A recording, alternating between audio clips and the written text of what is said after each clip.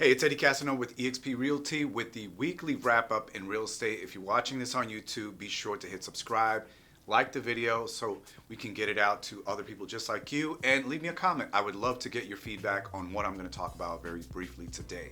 So let's do a little bit of a market update, talk about interest rates and what this all means. So as you can see, interest rates have trended up a little bit within the last week or so, couple of weeks. And the way I would kind of approach that is good news is bad news and bad news is good news. And what do I mean by that? Consumer spending is up, which that's good. The flip side of that is it affects inflation, right? Which is not a good thing. And that's kind of what's been driving the Fed to make these adjustments to their approach to interest rates. And one of the things I want to just say is that there's always going to be a caveat in any real estate market, okay? And we can go through 5-10 scenarios here where things are bad, the market is bad, and there's still opportunity there, and vice versa. When things are great, you know, you would think that's the best time to buy, but at the same time, you could be buying on the top end of the market. So there's always going to be something that can discourage you. And one of the things I learned about working as an agent in the 2020 market, we already know how things were back then, is that it didn't stop people from buying, selling, and renting. You make the best decision based on the data that's in front of you. Because if you're thinking about if buying a house is the best thing for me to do right now, you have the income, you have the credit, you have the money to put down. In my opinion, what is there to wait for, right? Because we don't know where things are going to be at 6 months from now, a year from now. And what I want to leave off with is another slide that I have here, which is that, of course, mortgage rates have increased further this week following the bond market trend.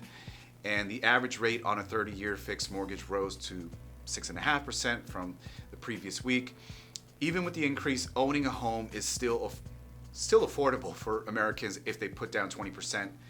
So the monthly mortgage payment is averaging around $1,880. So again, you want to make the best decision based on your current situation. I wanted to highlight a slide here that I think shows some pretty interesting statistics. And so Hispanic renter households that can afford to buy the typical home by state. So as you can see on the map, there are varying percentages, and in Maine, Oklahoma, and West Virginia, that's essentially where the highest number of Hispanic renter households that can afford to buy the typical home reside. So what does that mean overall?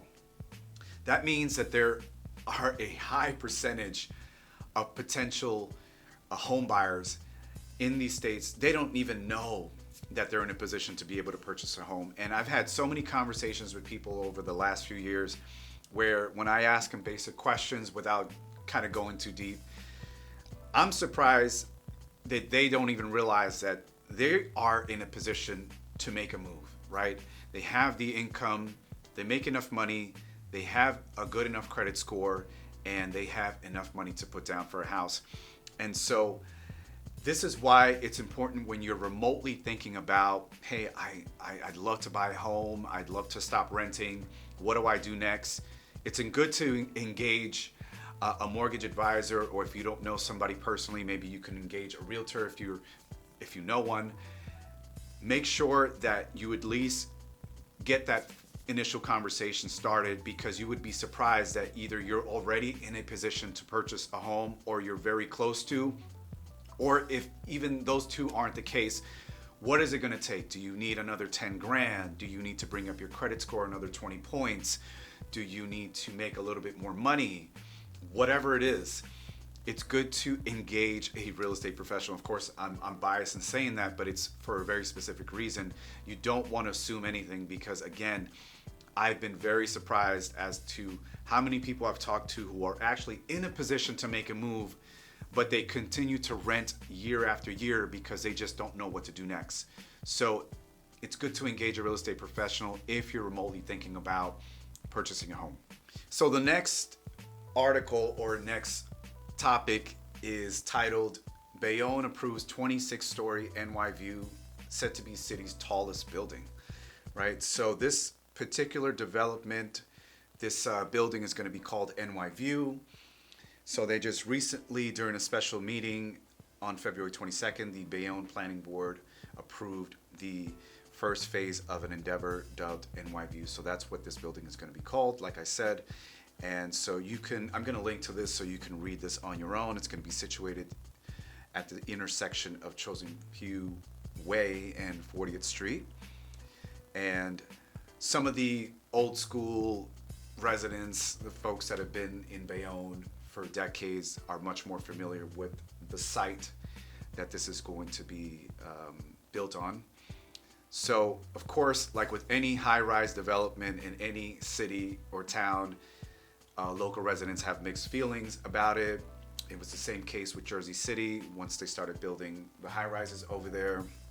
And it's been a general kind of complaint by New Jersey residents as a whole. There have been other channels I've discussed how, there's just a lot of developments happening all over the place. And of course, depending on how you look at it, you either love it or hate it. But either way, it's happening. And it's something that, depending on your proximity to the town or to these developments, you just have to adjust. Obviously, one of the biggest concerns is parking. Most cities have issues with parking, and Bayonne is no different. So again, I'm linking to the article here in the description area so you can take a better look at yourself and some of these photos that they've put up here about what this is supposed to look like. Love to get your feedback on whether or not you like what's happening in some of the New Jersey cities.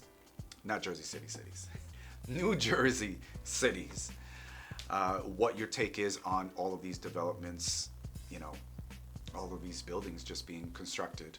So my next and last topic has to do with the most expensive home being sold in Newark, single family home.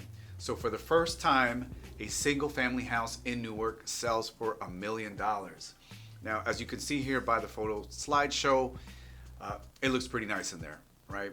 A lot to talk about in terms of the interior, but what I think is just as interesting, if not more, is the person who bought it, who's the well-known boxing announcer, David Diamante. He's, of course, a Brooklyn native. He used to be the voice of the Brooklyn Nets when they played at the Prudential Center. A few years ago, he actually got into a motorcycle accident.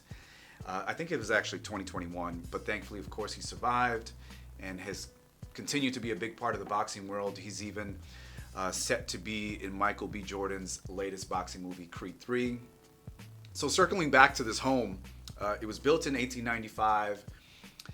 Again, the fact that this home sold for 7 figures really shows how much New York has changed in the last decade or so.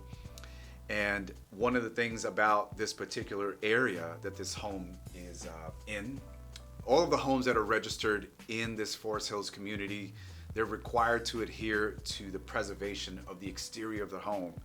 So that goes to show you how much they're trying to keep the feel of this area, of this district, intact. So I'm going to link to this article. You guys can take a better look at the pictures and also learn more about this particular home, which is really historic news, like I said, for just New Jersey real estate. And that's pretty much it. If you guys like the video, make sure to like it and subscribe if you haven't already. And feel free to share with anybody who you think might find one of these topics interesting. I'll see you guys in the next video.